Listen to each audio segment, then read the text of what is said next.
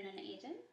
Today my video clip is about tips and tools to start to evolve holistic hair habits. With a natural approach to hair care, the whole body benefits.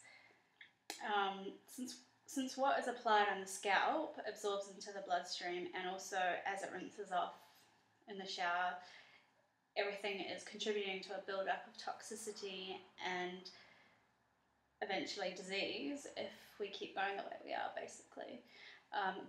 We all know there's a lot of nasties in our shampoo and hair products that contribute to a lot of these diseases, autoimmune disease, cancers, the list goes on. Today I'm going to talk about ways you can change your hair regime to a more holistic approach. It's not as hard as it sounds.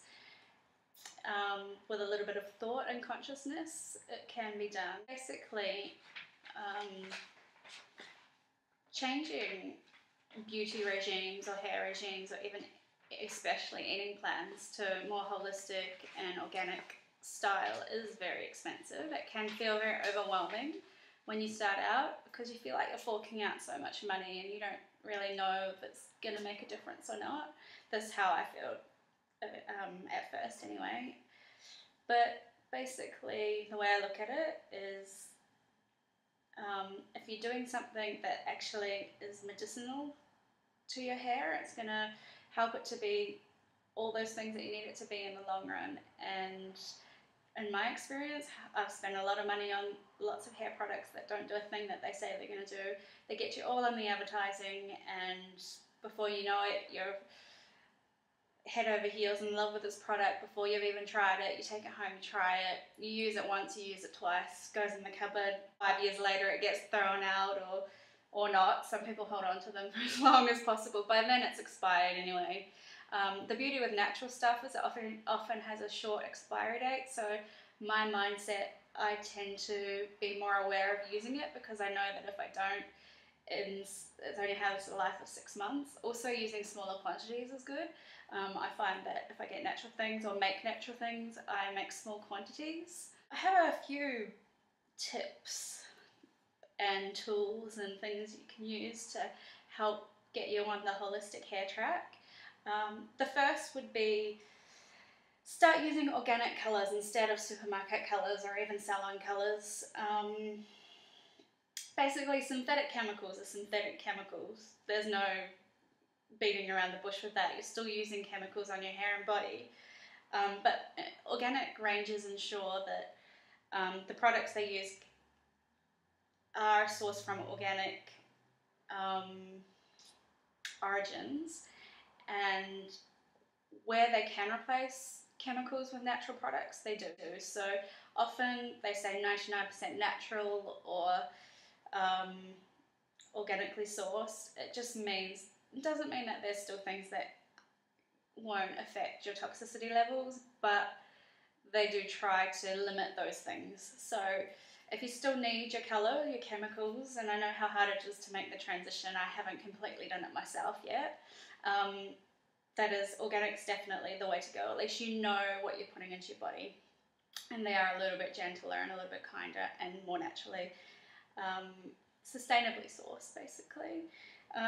Another option is to use henna on your hair. If you have red or black, or henna comes in quite a few different colours these days. You've got a lot of gold, you've got clear henna if you just want the shine, you've got reds and coppers and dark browns and blacks. The thing with henna is you're always going to have a bit of a red tint to it because the plant is red based. They do mix other herbs and plants to alter the colours slightly to get you black. They're herbal, they're a herb. The only thing you have to be very careful is you read the ingredients to make sure it's 100% herb based.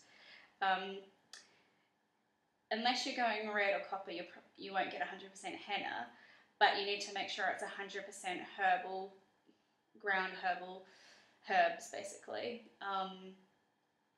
A lot of henna is not natural. Most of it is not natural. You're going to think it is, they'll make you think it is. When I was hairdressing, when I did my training, 13 years ago now, we were always warned against henna. Don't put any chemicals on henna because there'll be a chemical reaction, blah, blah, blah. So we sort of were led to believe that it was henna that was causing the chemical reaction. But in fact, if you don't use 100% natural henna, they often contain metallic salts, which react with other chemical hair colours and cause this reaction. So if there's a reaction, it wasn't 100% henna. That's why it's very important that you make sure you get 100% henna. It comes in a powder form. It should be like a greeny, browny, grey colour. The colours don't oxidize until you put the hot water in, so they all the colours look quite similar. It should have a very herby smell, and basically you need to research and try and find a brand you can trust. Most health food stores should have the 100% henna, but I would stay away from the larger stores. Henna is a powder, nothing else. It's not a liquid. It doesn't come in like a mix this and mix that. It's just a pure powder that you mix water with. So if you're going to use henna, it's amazing for the hair. It's been around for thousands and thousands of years, and a lot of Middle Eastern and Indian women use it and swear that that's the reason they have beautiful, thick, healthy hair. And it's believed that the root of the henna is what does this. Now, if you're going to use chemicals from the supermarket, you're not quite convinced, or you're not quite brave enough to make these changes, and you're still going to use it, just one small thing you can put into place is rinse your hair over the basin if you're going to do an at-home colour. The chemicals from the colour do absorb into your bloodstream, it has been proven, and if you're washing it out in the shower, it's not only absorbing through your scalp but through your whole body as you rinse it out. So a good tip is, if you can rinse the colour off over the basin, then you're going to eliminate a little bit of the toxic absorption there. Another trick is sort of what I'm doing at the moment is foils. So when you get foils done in your hair, the colour's not actually touching your scalp. If you've had foils before, you'll know that it doesn't actually completely reach to the root. You have a little 2mm gap between the colour and the root anyway. So this eliminates the absorption of colour through the scalp. Also, you can try getting the foils done less frequently and having less of them done to slowly ease into the change. And another option is also to, if you like to go lighter,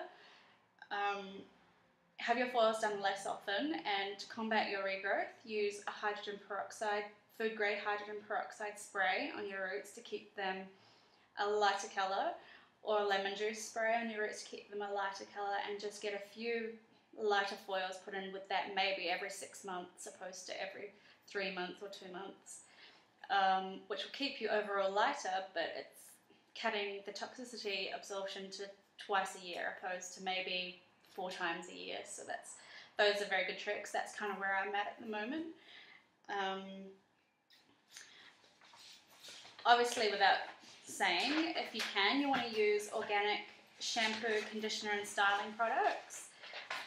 Also with these, you need to really look on the label and find out, make sure they are really natural, because even organic shampoos that I've recommended in the past have actually got a couple of nasty products in them, which I've only recently discovered as my knowledge of products we should and shouldn't use has come to light.